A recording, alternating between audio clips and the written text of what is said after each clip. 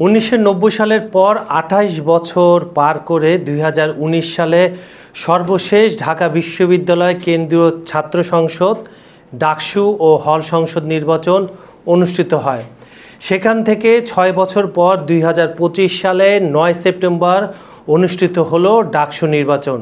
তবে দিনব্যাপী তুমুল উৎসাহ উদ্দীপনার মধ্যে দিয়ে অনুষ্ঠিত এই নির্বাচনে প্রথমবারের মতো ডাকসুতে ভূমিধস জয় পেয়েছে ইসলামী ছাত্র শিবির সমর্থিত ঐক্যবদ্ধ শিক্ষার্থী জোট। আজকের এই জয়টা কিন্তু খুব সহজভাবে আসলেও ইতিহাস ঘাটলে দেখা যাবে ঢাকা বিশ্ববিদ্যালয়ে ছাত্র শিবিরের অবস্থান সবসময় কোণঠাসা করে রাখা হয়েছে, নিষিদ্ধের তালিকায় ফেলে দেওয়া হয়েছে। সেখান থেকে ফিনিক্স পাখির মতো পুনর্জন্ম লাভ করেছে ছাত্র শিবির ডাকসুতে।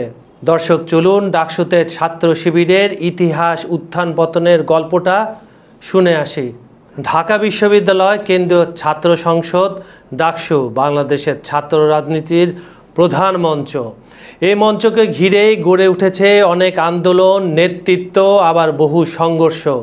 ডাকসুতে ছাত্র শিবিরের ইতিহাসও একেবারে বিচ্ছিন্ন নয়, বরং বাংলাদেশের বৃহত্তর রাজনৈতিক বাস্তবতার প্রতিচ্ছবি। বাংলাদেশ স্বাধীন হওয়ার পর ইসলামী ছাত্র শিবির 1977 সালে প্রতিষ্ঠিত হয়। এর শেকড় ছিল জামায়াতে ইসলামী ছাত্র সংগঠন ইসলামী ছাত্র সংঘে, যেটি মুক্তিযুদ্ধের পর নিষিদ্ধ হয়। ডাকসুতে প্রথম দিককার নির্বাচনে তাদের সরাসরি উপস্থিতি তেমন শক্তিশালী না হলেও বিভিন্ন পদে প্রার্থী দেওয়ার মাধ্যমে উপস্থিতি জানান দেয়। 80-র দশক সংগঠন বিস্তারের চেষ্টা। 1980-র দশকে এরশাদ বিরোধী আন্দোলন চলাকালে ছাত্রলীগ, ছাত্র ইউনিয়ন, ছাত্র ফ্রন্ট সহ বাম ডানপন্থী শক্তির ভিড়ে শিবিরও মাঠে নামার চেষ্টা করে। তবে ডাকসুতে তাদের প্রভাব তখনও সীমিত ছিল। তারা কয়েকজন প্রতিনিধি নির্বাচিত করতে সক্ষম হলেও প্রধান পদে আধিপত্য কায়েম করতে পারেনি। এই সময় ক্যাম্পাসে শিবির বিরোধী আন্দোলনও তীব্র হয়। ছাত্রলীগ, ছাত্র ইউনিয়ন ও অন্যান্য প্রগতিশীল সংগঠন তাদের মুক্তিযুদ্ধ বিরোধী রাজনীতির তকমা লাগিয়ে সরাসরি প্রতিরোধ গড়ে তোলে।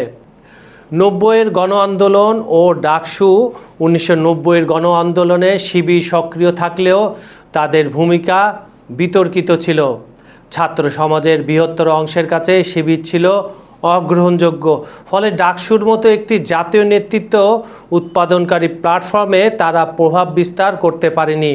1990 সালের পর ডাকসুর নির্বাচন আর অনুষ্ঠিত হয়নি। দীর্ঘ 28 বছর কেটে যায়। ফলে এই সময়টায় ডাকসুতে ছাত্র শিবিরের উপস্থিতি আনুষ্ঠানিকভাবে দেখা না গেলেও তারা ঢাবির হলগুলোতে সাংগঠনিক কার্যক্রম চালিয়ে যেতে থাকে।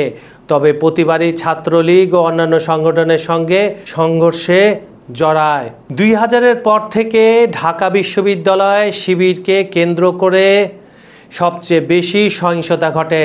ছাত্রলীগ, বামপন্থী সংগঠনগুলোর চাপের মুখে ডাকসুর মঞ্চে শিবিরের কোনো দৃশ্যমান ভূমিকা থাকেনি। বিশেষ করে 2013 সালের শাহবাগ আন্দোলন এবং পরবর্তী সময়ে জামাত শিবির বিরোধী গণ আন্দোলনের কারণে ঢাবিতে শিবির কার্যত নিষিদ্ধ হয়ে পড়ে।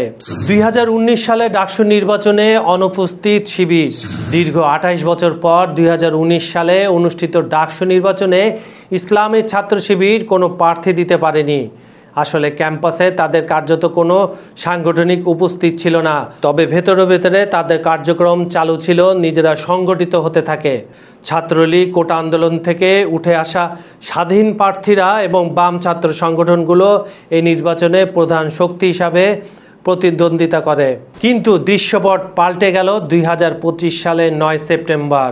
ডাকসু নির্বাচনে ভূমিধস জয় পেল একসময় নিষিদ্ধ, একসময় ঢাকা বিশ্ববিদ্যালয় নিষিদ্ধ হওয়া দলটি। এখন সামনে দেখা যাক তাদের নেতৃত্বে শিক্ষাঙ্গনে যে সমস্যাগুলো ছিল সেগুলার সমাধান হয় কিনা। কাজল হায়দার, খবর সংযোগ।